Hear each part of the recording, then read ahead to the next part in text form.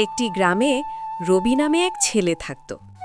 সে সারাদিন মোবাইল দেখত, ঘুমাতো, কোনো কাজ করত না। রবি ঘুমাচ্ছিল, তখন তার মা এসে বলল, রবি, একটু বাজার থেকে সবজি নিয়ে আয়। উফ মা, আমি খুব ক্লান্ত, পরে যাব।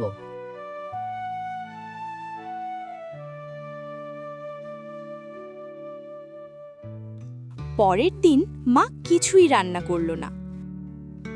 মা, খেতে দাও, খুব ক্ষুধা লাগছে। আজ রান্না হয়নি, কেউ বাজারে যায়নি তো। রবি বুঝতে পারল।